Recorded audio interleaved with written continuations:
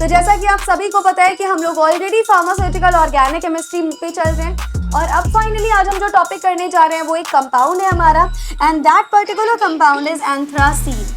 अगर हमारे पास 3 benzene rings हैं और हम तीनों बेंजीन रिंग को फ्यूज करेंगे आपस में, क्या बन जाएगा बेटा? हमारा एंथ्रासीन का फॉर्मेशन हो जाएगा। Hello everyone, welcome back to pharmacy India plus. कैसे हैं आप सारे बच्चे? उम्मीद कर रही हूँ आप सब बहुत अच्छे होंगे और आपकी अपनी घरों पे प्रिपरेशन बहुत अच्छे से चल रही होगी।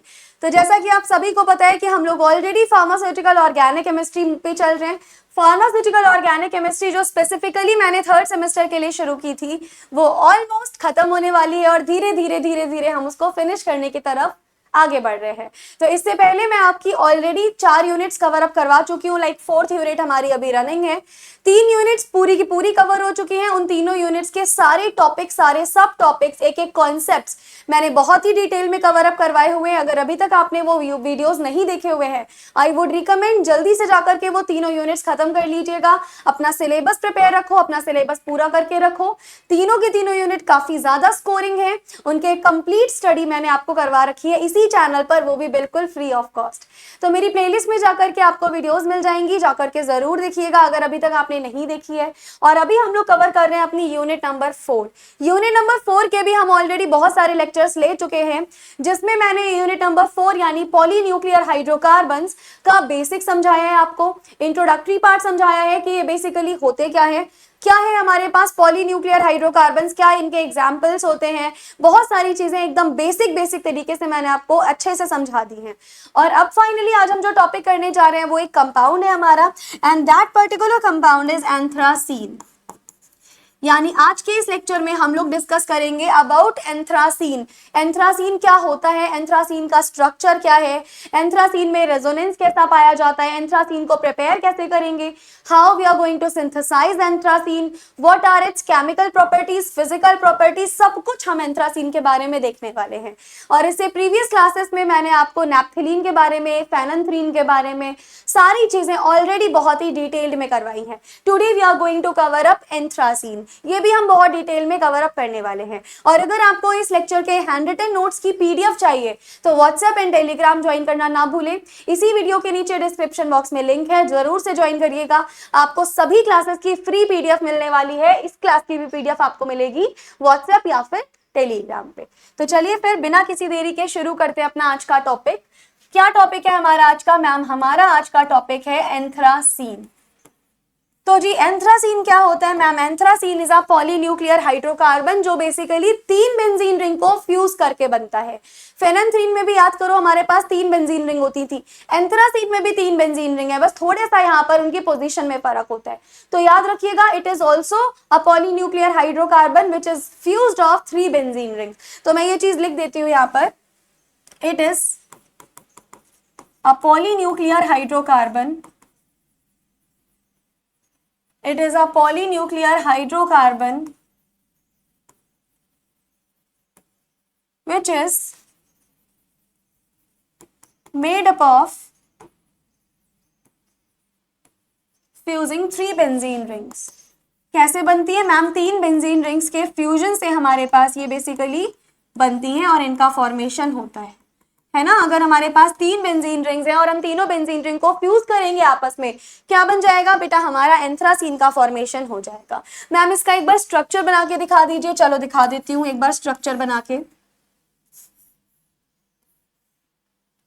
अब हमें पूरे लेक्चर में बस ये लंबा सा स्ट्रक्चर बनाना पड़ेगा, ये थोड़ी सी गड़बड़ मामला होता है। तो कैसे बनेगा ये देखिए मैम, कुछ इस तरीके से हमारे पास क्या बनता है मैम? ये होता है हमारा एंथ्रासीन का स्ट्रक्चर, जिसमें इस तरीके से 3 बेंजीन रिंग आपकी आपस में फ्यूज होती है, तीनों के तीनों एरोमेटिक होंगी, एरोमेटिसिटी को फॉलो करने वाली है। And this is the structure of anthracene, जहां पर एक पॉलीन्यूक्लियर हाइड्रोकार्बन है which is made up of from the combination of 3 fuse ring. Done, ये हमारे पास होगा। अच्छा, इसका अगर आपको नंबरिंग करनी है तो नंबरिंग कैसे करोगे? कभी भी मान लीजिए आपको आईयूपीएसी नेम लिखना है या नंबरिंग करनी है तो याद रखिएगा यहां से नंबरिंग शुरू करेंगे, 1 2 3 4। समझ आया? यहां से हमने नंबरिंग शुरू किया, दैट इज 1 2 3 4। अब 5 यहां से होगा, नो 5 यहां से ना होके 5 आपका यहां से होगा। तो यहां पर होगा आपका 5 6 7, 8 और ये होगा 9 एंड ये होगा 10। दिस इज द नंबरिंग, यही नंबरिंग आपको करनी है और नंबरिंग का खास ध्यान रखिएगा क्योंकि यहाँ से सवाल पूछने के चांसेस बहुत ज्यादा हैं। या मान लो कभी अगर आईयूपीएसी भी पूछा, तुमने केमिकल रिएक्शन में कुछ बनाया, उसका आईयूपीएसी पूछा, तो पोजीशन जरूर पता होनी चाहिए। तो इस राइट रिंग से आप शुरू करेंगे, फिर बीच वाली रिंग को सबसे लास्ट में नंबरिंग देंगे। ये नंबर होगा 9, ये नंबर होगा 10। ये और ये जो 9 और 10 पोजीशन है ना, ये याद रखो, अभी से बता रही हूं, सबसे ज्यादा रिएक्टिव पोजीशंस होती है, अभी से याद रखिएगा। This position number 9 and 10 is the most reactive positions, got it. और ये हमारे पास दूसरी रिंग हो गई। क्या हो गया ये? This is all about the basically anthracene. यहां पर मेंशन कर लीजिएगा कि all carbon atoms are sp2 hybridised, right. जितने भी यहाँ पर कार्बन एटम है वो सारे किस प्रकार से है मैम? ये सारे के सारे कार्बन एटम हमारे sp2 हाइब्रिडाइज्ड है। क्यों? क्योंकि कार्बन कार्बन के बीच में डबल बॉन्ड है एंड जब तक डबल बॉन्ड होता है तब तक sp2 हाइब्रिडाइजेशन आता है। तो कार्बन कार्बन के बीच में हाइब्रिडाइजेशन हमारा sp2 रहने वाला है। अगर कार्बन हाइड्रोजन का पूछ लिया जाएगा तो आपका हाइब्रिडाइजेशन जो होगा वो sp2 एंड s रहता है, क्योंकि हाइड्रोजन का हाइब्रिडाइजेशन है s, कार्बन का तो हम सबको पता है sp2 होता है। तो ये हमारे पास हाइब्रिडाइजेशन रहने वाला है, याद रखिएगा। एंथ्रासीन का कॉमन रिप्रेजेंटेशन क्या होता है मैम? ये तो आपने बताया नहीं, चलो बात करते हैं। तो लिखिएगे द कॉमन रिप्रेजेंटेशन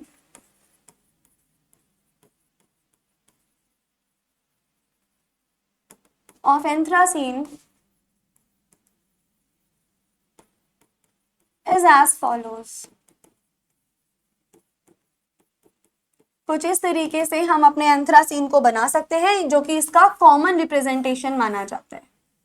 और ज्यादातर आप जब बनाएंगे तो कॉमन रिप्रेजेंटेशन ही बनाएंगे। कुछ इस तरीके से हमारे पास क्या बन जाएगा मैम? ये हमारे पास रेडी हो जाएगा हमारा common representation of anthracene. This is how we are going to make anthracene. समझ में आ गया? यहाँ पर ये आपको क्या दिखा रहे हैं? ये जो सर्कल है मैम, ये रेजोनेंस हाइब्रिड शो कर रहे हैं। ये हमें बता रहे हैं कि पाई मॉलिक्यूल जो होगा वो कंटिन्यूसली पूरे मॉलिक्यूल में अवेलेबल होगा। तो ये हमारे पास क्या हो गया? कॉमन स्ट्रक्चर हो गया हमारे एंथ्रासीन का। इतनी सारी चीजें समझ ली। चलिए अब हम समझते हैं रेजोनेंस के बारे में कि हमारा जो एंथ्रासीन है यहाँ किस प्रकार का रेजोनेंस पाया जाता है। देखो रेजोनेंस मैंने तुम्हें अभी तक सभी के बताए हैं। रेजोनेंस हम लोगों ने एंथ्रासीन का डिस्कस कर रहे हैं, हम नैप्थलीन का भी डिस्कस किया था, फेनेंथ्रीन का भी डिस्कस किया था। हम लोग अब एंथ्रासीन का भी डिस्कस कर लेते हैं किस तरीके से पाया जाता है। सबसे पहले तो मैं स्केलेटन बना लेती हूँ इसका।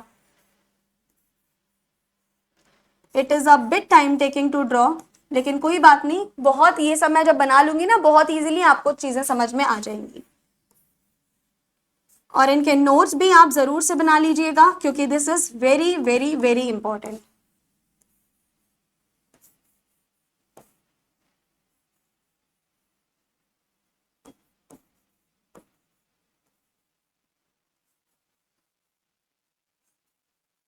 चलो आ जाओ। हमें क्या देखना है मैम? हमें बेसिकली यहाँ पर रेजोनेंस देखना है। सबसे पहले किस तरीके का स्ट्रक्चर बनता है? सबसे पहले तो मैम आप बेसिकली ये इस तरीके का कुछ स्ट्रक्चर आप बना लीजिए। अब यहाँ पर हमारे पास क्या होगा? यहाँ पर मैम बॉन्ड्स का डीलोकेलाइजेशन होगा। कैसे? आओ समझो। ये वाला जो बॉन्ड है वो यहाँ डीलोकेलाइज करेगा, ये इधर करेगा और ये वाला इधर करेगा। जैसे ही इन बॉन्ड्स ने इधर डीलोकेलाइजेशन किया हमें क्या मिला मैम? ये आपको इधर मिला, ये इधर मिला, ये आपको इधर मिला। बाकी की चीजें मैम हमें एज इट इज मिल जाएंगी। बाकी की चीजें हमें क्या मिल गई मैम? बाकी की चीजें हमें बिल्कुल एज इट इज मिल गई। अब भाई क्या होगा मैम? अब फिर से डीलोकेलाइजेशन होगा। कैसे डीलोकेलाइजेशन होगा? आओ समझो। ये वाला जो बॉन्ड है वो हमारा किधर की तरफ जाएगा? देखो ये वाला जो आपको बॉन्ड दिख रहा है वो कहाँ पे मूव ऑन करेगा? यहाँ पे। ये वाला मैम बॉन्ड ऊपर मूव ऑन करेगा। इधर मूव किया, ये इधर मूव किया और ये इधर मूव किया। जैसे ही पॉइंट्स की डीलोकेलाइजेशन हुआ हमें क्या मिला मैम? ये एज इट इज हमें मिल जाएगा, ये एज इट इज मिल जाएगा, ये इधर, ये इधर, ये इधर। बाकी ये हमें फिर से एज इट इज मिल गया। अब बताना बेटा जरा देख के। अब यहाँ पर मैं किसका डीलोकेलाइजेशन कराऊं? क्या होगा मैम? अब आप ना इसका डीलोकेलाइजेशन करा दो लास्ट वाली रिंग का। यानी ये वाला बॉन्ड यहाँ मूव करेगा, ये यहाँ करेगा और ये वाला यहाँ पे करेगा। तो जैसे ही हमने इसका करवाया हमें क्या मिल गया? ये मैम यहाँ पे, ये यहाँ पे और ये यहाँ पर।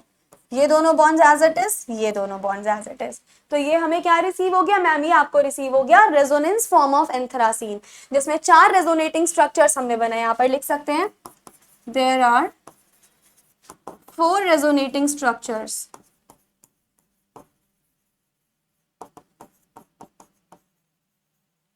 There are 4 resonating structures of anthracene. देखो चारों को एक बार ढंग से क्या करा है। सबसे पहले तो मैम ये वाली बेंजीन रिंग पे आपने पाई बॉन्ड्स का डीलोकेलाइजेशन कराया, हमें ये मिला। पहले फर्स्ट वाली रिंग पे कराया, फिर यही डीलोकेलाइजेशन हमने सेकेंड वाली रिंग पे कराया, फिर यही हमने कहाँ पे कराया, थर्ड रिंग पे। ऐसा करते करते पहले फर्स्ट रिंग पे, फिर सेकेंड रिंग पे, फिर थर्ड रिंग पे, तीनों रिंग पे बारी बारी से हमने डीलोकेलाइजेशन कराया और इस तरीके से हमें 4 रेजोनेटिंग स्ट्रक्चर मिल गई है ना। ये हमारे पास क्या होगा मैम, एंथ्रासीन का रेजोनेटिंग स्ट्रक्चर होगा। तो यहाँ पर लिख लीजिएगा कि यहाँ हर कार्बन कार्बन एटम के बीच में डिफरेंट डिफरेंट बॉन्ड लेंथ पाई जा रही है। इंपॉर्टेंट पोर्शन है ये। तो हम लिखेंगे there are different bond lengths of each carbon carbon atoms. क्या मिल रहा है यहाँ पर मैम, हमें यहाँ पर कार्बन कार्बन एटम के बीच में ना डिफरेंट डिफरेंट बॉन्ड लेंथ हमें मिल रही है। एक और बहुत इंपॉर्टेंट चीज है कि आपकी जो एंथ्रासीन है उसकी रेजोनेंस एनर्जी कितनी होती है। हमने रेजोनेटिंग स्ट्रक्चर्स देख ली, बना ली, पूरी समझ ली। सवाल ये बहुत ज्यादा बनता है कि यहाँ पर रेजोनेंस एनर्जी कितनी होने वाली है। तो ये बहुत ही अच्छे से हम लोगों को वाइंड अप करनी है चीजें। तो लिखेंगे the resonance energy of anthracene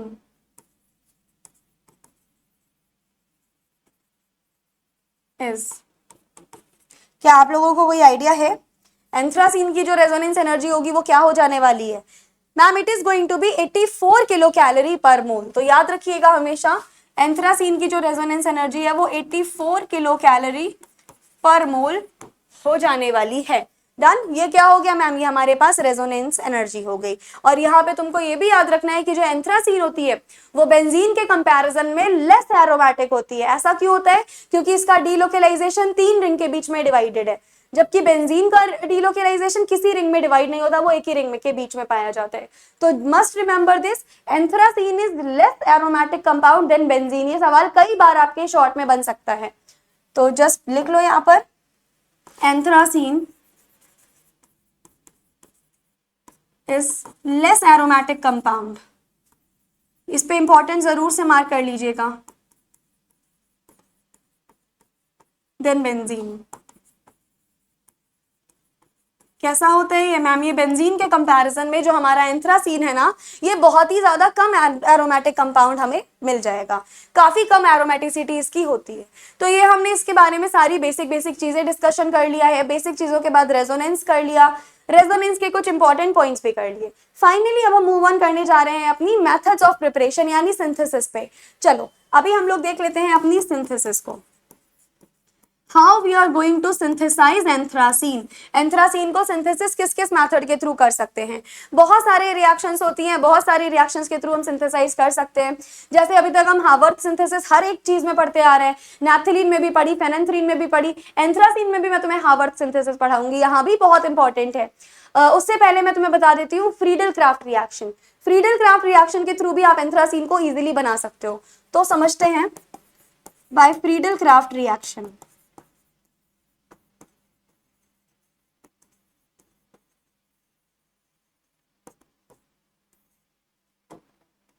चलिए, अगर हमें फ्रीडल क्राफ्ट रिएक्शन से बनाना है तो हम कैसे बनाएंगे मैम? बेसिकली 2 कंपाउंड आपको बेंजोइल क्लोराइड के यहाँ पर लेने पड़ेंगे। तो लिखते हैं हम सबसे पहले in this reaction 2 compounds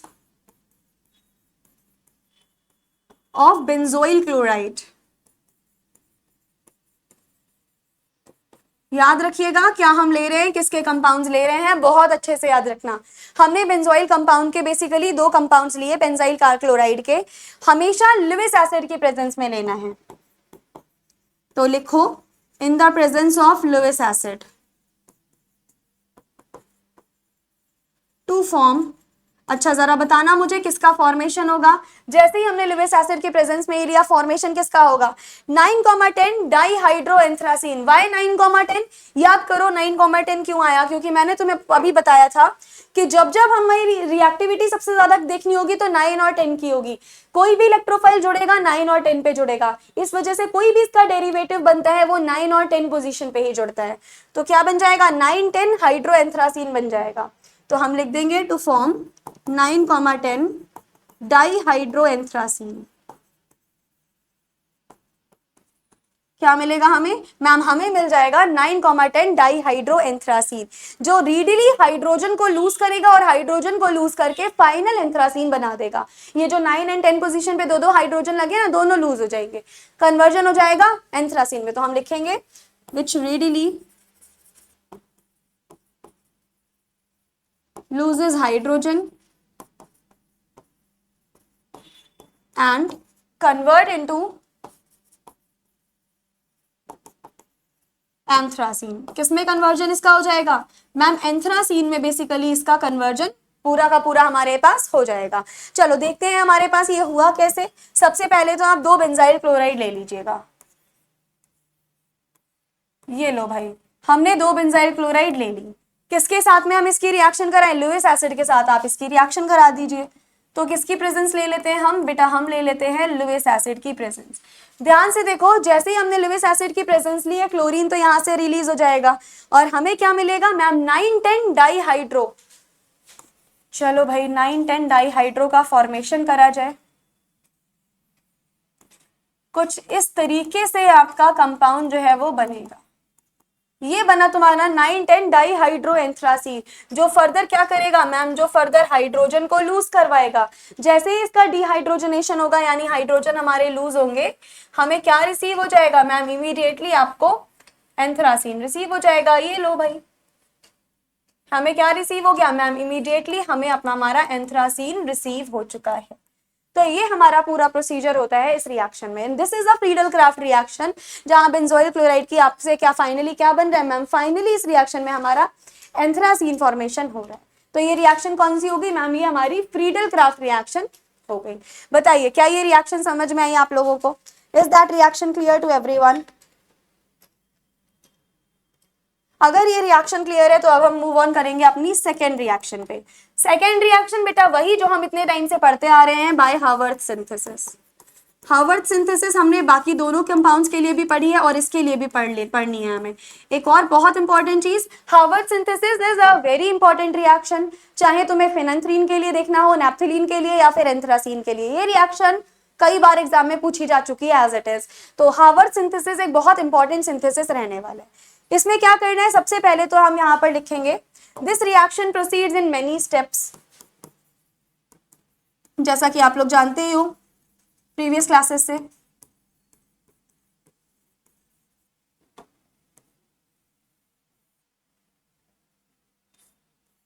this reaction proceeds in many steps, बहुत सारे स्टेप्स में हमारे पास क्या हो जाएगा मैम, ये पर्टिकुलर रिएक्शन जो है हावर्थ सिंथेसिस प्रोसीड होने वाली है। जैसे सबसे पहले क्या होगा, सबसे पहले मैम आपका जो बेंजीन है ना, इसकी रिएक्शन आप सक्सीनिक एनहाइड्राइड के साथ करवाइए। अच्छा, बेंजीन की रिएक्शन सक्सीनिक एनहाइड्राइड से मतलब क्या, ये है मैम आपका succinic anhydride. What is this, this is ma'am succinic anhydride, sorry succinic नहीं, थैलिक एनहाइड्राइड। क्या हो गया हमारे पास ये मैम, ये हमारे पास हो गया थैलिक एनहाइड्राइड। तो जैसे ही हमने अपनी बेंजीन की रिएक्शन कराई, this is what ma'am, this is your benzene. तो जैसे ही हमने बेंजीन की रिएक्शन थैलिक एनहाइड्राइड से कराई, और याद रखना ये रिएक्शन हमेशा लुईस एसिड की प्रेजेंस में ही होगी। जैसे ही लुईस एसिड की प्रेजेंस में बेंजीन की थैलिक एनहाइड्राइड के साथ रिएक्शन कराई, हमें एक कंपाउंड मिल जाएगा। क्या कंपाउंड मिलेगा, चलो बना के दिखाती हूँ।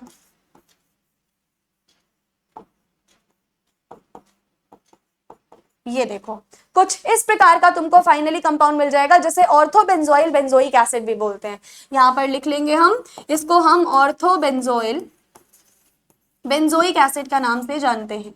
तो ये क्या मिला मैम, ये हमें फाइनली अपना कंपाउंड मिल गया है। सबसे पहले क्या कराया मैम, हार्वर्ड सिंथेसिस में आपने बेंजीन ली, बेंजीन की थैलिक एनहाइड्राइड के साथ में रिएक्शन कराई किसी लुईस एसिड की प्रेजेंस में। जैसे ही हमने लुईस एसिड के प्रेजेंस में रिएक्शन कराई, ये कंपाउंड मिला जो कि ओपन चेन में एग्जिस्ट कर रहा है, साइक्लाइज नहीं हुआ ये अभी। कौन से चेन में एग्जिस्ट कर रहा है, ओपन चेन में मैम, यहाँ पर ये एग्जिस्ट कर रहा है, ये हमें बन गया। फिर हम क्या कराते थे मैम, उसके बाद आप क्लेमेंसन कराते थे, लेकिन यहाँ हम क्लेमेंसन नहीं कराएंगे, हम डायरेक्टली रिंग क्लोजर रिएक्शन कराएंगे। No Clemmensen reduction will takes place right here. देखो क्या करेंगे, लिखो, now ring closure reaction takes place, now ring closure reaction takes place which proceeds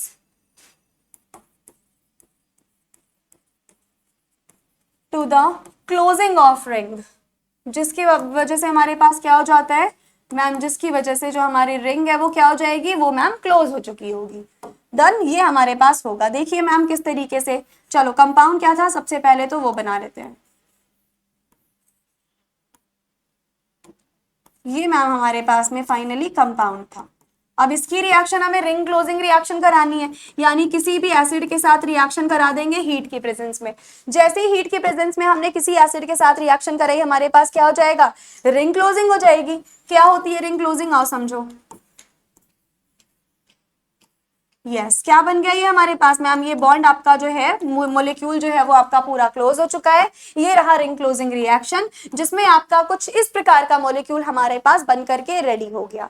क्या इतनी चीजें क्लियर हुई यहाँ पर? आई थिंक यहाँ तक सारी चीजें आपको क्लियर हो गई होंगी ना। अब ये जो कंपाउंड बना है, इस पर्टिकुलर कंपाउंड की रिएक्शन आप जिंक डस्ट के साथ करवा दोगे।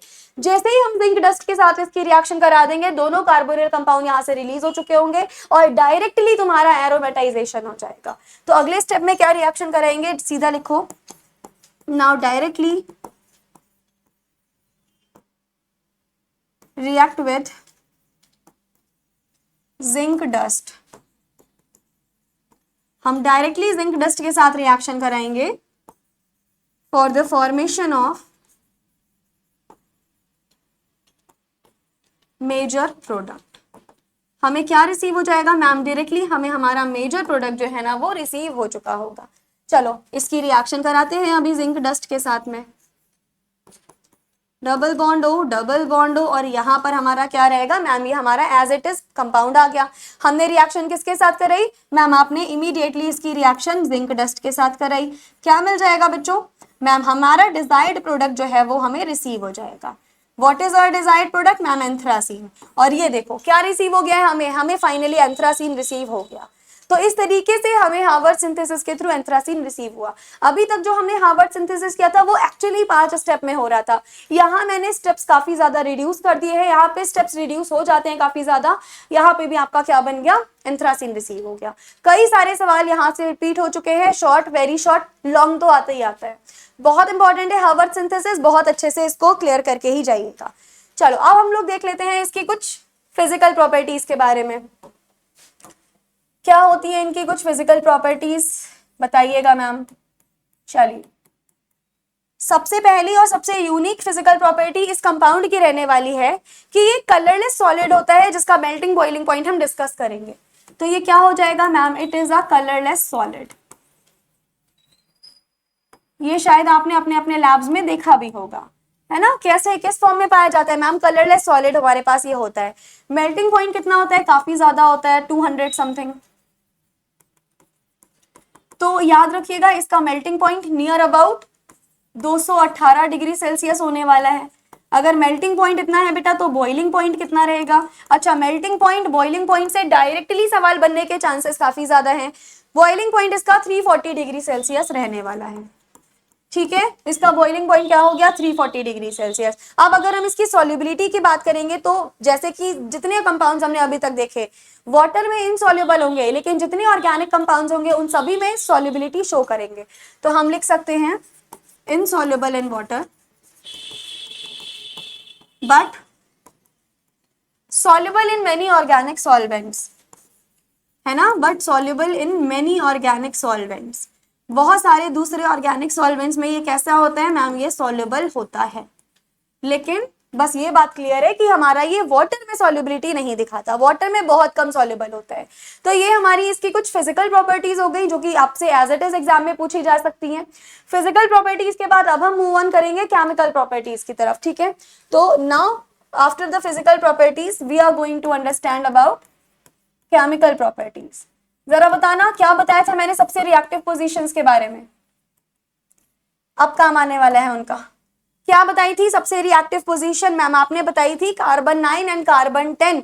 तो जस्ट कीप इन माइंड जो आपका एंथ्रासीन होता है वो भी हमें इलेक्ट्रोफिलिक सब्स्टिट्यूशन रिएक्शन दिखाने वाला है, और ये इलेक्ट्रोफिलिक एरोमेटिक सब्स्टिट्यूशन सबसे रिएक्टिव पोजीशन पे होंगी, यानी कार्बन नंबर 9 पे एंड कार्बन नंबर 10 पे। तो what should I right here? Ma'am आप यहाँ लिख सकते हो it also gives electrophilic substitution reaction.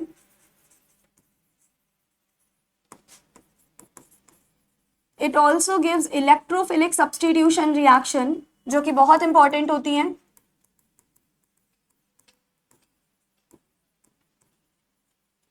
Positions बता देना उसके बाद यहाँ पर कौन सी पोजीशन पे होती है ma'am? Preferentially carbon 9 and carbon 10 पे।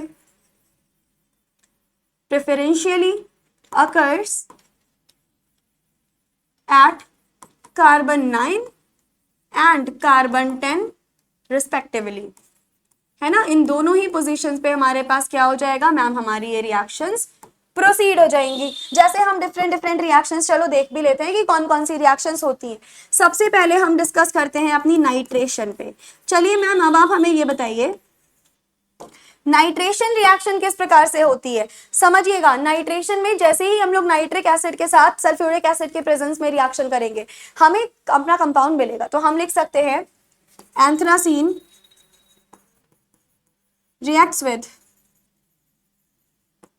किसके साथ रिएक्शन होता है मैम? कंसंट्रेटेड HNO3 के साथ, ठीक है। ये बहुत इंपॉर्टेंट है, प्रेजेंस याद रखना है हमेशा कि आप किसकी प्रेजेंस लेने वाले हो।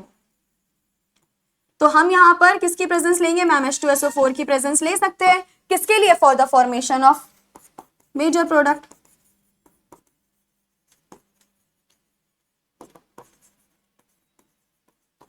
चलो अब हम रिएक्शन लिख लेते हैं। सबसे पहले यहाँ पर क्या लिखेंगे मैम? सबसे पहले तो आप अपनी एंथ्रासीन लिख लीजिए, ये लीजिए। हमने यहाँ पर क्या लिखा मैम? सबसे पहले यहाँ पर आपने अपनी एंथ्रासीन लिख ली। रिएक्शन किसके साथ कराएंगे मैम? आप रिएक्शन करवा दीजिए कंसंट्रेटेड HNO3 के साथ। सल्फ्यूरिक एसिड की हमने प्रेजेंस ले ली है। नाइट्रो ग्रुप आकर के कौन सी पोजीशन पे जुड़ेगा? कार्बन नंबर 9 पे। इसीलिए मैंने तुम्हें पहले बता दिया था कि कहाँ से हमें नंबरिंग स्टार्ट करनी है, किसको नंबरिंग देनी है, क्योंकि बहुत ज्यादा काम आता है। तो नंबर 9 पे हमने क्या लगा दिया? नाइट्रो, और ये बन गया हमारा फाइनली मेजर प्रोडक्ट, जिसमें 9 पे इलेक्ट्रोफाइल NO2 आकर के जुड़ गया, और ये हमारे पास हो गया नाइट्रेटेड प्रोडक्ट। बताओ क्या ये चीजें क्लियर हुई? क्या बन चुका है हमारे पास मैम? नाइट्रेटेड प्रोडक्ट हमारे पास रिसीव हो गया। नेक्स्ट रिएक्शन पे बात करते हैं। अगली रिएक्शन हमारे पास होगी बेटा फ्रीडल क्राफ्ट असाइलेशन। अगली रिएक्शन हमारे पास में है फ्रीडल क्राफ्ट असाइलेशन। चलो समझते हैं किस तरीके से फ्रीडल क्राफ्ट असाइलेशन हो रहा है। सबसे पहले तो मैम आप एंथ्रासीन बना लीजिए, बस पॉलीन्यूक्लियर में यही टाइम लगता है। इसकी रिएक्शन हम किसके साथ कराएंगे मैम? असाइल क्लोराइड के साथ, यानी CH3COCl के साथ हमने रिएक्शन कराई, और ये रिएक्शन किसकी प्रेजेंस में प्रोसीड होगी? ये रिएक्शन मैम AlCl3 की प्रेजेंस में प्रोसीड होगी। तो जरा बताना हमारे पास 9 पोजीशन पे कौन जुड़ जाएगा मैम? 9 पोजीशन पे आपके पास आकर के जुड़ जाएगा COCH3। ये बन गया हमारा असाइलेटेड प्रोडक्ट, और ये रिएक्शन हो गई फ्रीडल क्राफ्ट असाइलेशन। इतनी बात समझ में आई? हमारे पास 9 पोजीशन पे कौन जुड़ गया? COCH3 आकर के मैम जुड़ गया। ये हमारे पास फाइनली क्या बन गया? प्रोडक्ट बन गया। तो this is Friedel craft acylation. आगे दूसरी रिएक्शंस पे मूव ऑन करते हैं। अगली रिएक्शन हम देख लेते हैं रिडक्शन रिएक्शन। याद रखिएगा जो आपका एंथ्रासीन है वो ऑक्सीडेशन रिएक्शन भी दिखाता है, रिडक्शन रिएक्शन भी दिखाता है, दोनों रिएक्शन दिखाएगा। हम रिडक्शन रिएक्शन सबसे पहले पढ़ते हैं। चलिए रिडक्शन रिएक्शन में क्या होगा? सबसे पहले तो मैम बना लीजिए आप अपना एंथ्रासीन। एंथ्रासीन की रिएक्शन किसके साथ कराऊं मैम? किसी मेटल और एल्कोहल के साथ में करवा दीजिए। लेट अस सपोज हम सोडियम ले लेते हैं और हम एक एल्कोहल ले लेते हैं और हीट के प्रेजेंस में इसकी रिएक्शन कराते हैं। जैसे ही हमें रिएक्शन कराई हमें क्या मिलेगा मैम? हमें रिड्यूस्ड प्रोडक्ट का फॉर्मेशन हो जाएगा। क्या मिल जाएगा मैम, हमें रिड्यूस्ड प्रोडक्ट मिल जाएगा। और ये रहा बेटा वो रिड्यूस्ड प्रोडक्ट। अब जल्दी कमेंट बॉक्स में बताओ ये रिड्यूस्ड प्रोडक्ट का क्या नाम है, अभी मैंने बताया था, क्या नाम बताया था इसका मैम? थोड़ी देर पहले आपने इसका नाम बताया था 9,10 डाईहाइड्रो एंथ्रासीन। हमें क्या मिल चुका है मैम? हमें 9,10 डाईहाइड्रो एंथ्रासीन मिला है जैसे ही हमने इसका रिडक्शन कराया। डन। ये बहुत इंपॉर्टेंट रिएक्शन थी। एक और रिएक्शन पाई जाती है उसकी जो यूनिक रिएक्शन है, जो कि हमने अभी तक पढ़ी ही नहीं है, ना फेनेंथ्रीन में मैंने तुमको पढ़ाई, ना तुमको मैंने नैप्थलीन में पढ़ाई। ये बहुत यूनिक रिएक्शन मैं पढ़ाने जा रही हूँ इसकी, that is deals Elder reaction. इसके आने के चांसेस बहुत ज्यादा हैं। सारी ही रिएक्शंस इंपॉर्टेंट है, इसके भी चांसेस बहुत ही ज्यादा हैं। तो जो डील्स एल्डर रिएक्शन है बेटा वो बताइए कैसी रिएक्शन है? मैम बेसिकली एडक्ट का फॉर्मेशन होता है जैसे एंथ्रासीन ये रिएक्शन प्रोसीड करेगी। लिखते हैं एंथ्रासीन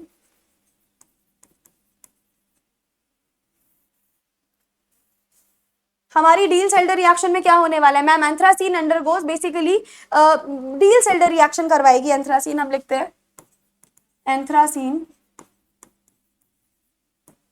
undergoes Diels-Alder reaction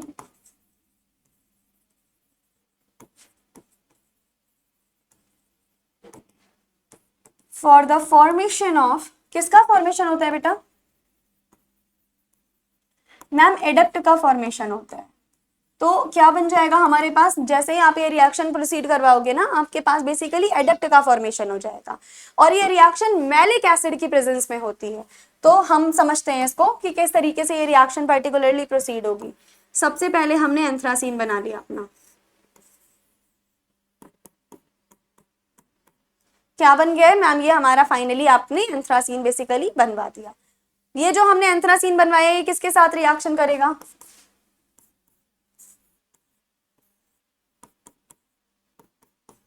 इस पर्टिकुलर कंपाउंड के साथ हमने रिएक्शन कराया। What is this? This is maleic anhydride. क्या नाम है इसका? इस कंपाउंड का नाम होता है हमारे पास में मैम मैलिक एनहाइड्राइड। तो जैसे ही हमारी एंथ्रासीन आई, एंथ्रासीन ने मैलिक एनहाइड्राइड के साथ रिएक्शन करा। ये जो आपको दो बॉन्ड दिख रहे हैं ना, ये किसके साथ जुड़ जाएंगे मैम? ये दो बॉन्ड बेसिकली इसके साथ में आराम से जुड़ जाएंगे। ये वाला कार्बन इसके साथ जुड़ेगा, ये वाला कार्बन इसके साथ जुड़ेगा। तो बताती हूँ मैं तुम्हें क्या बन जाएगा।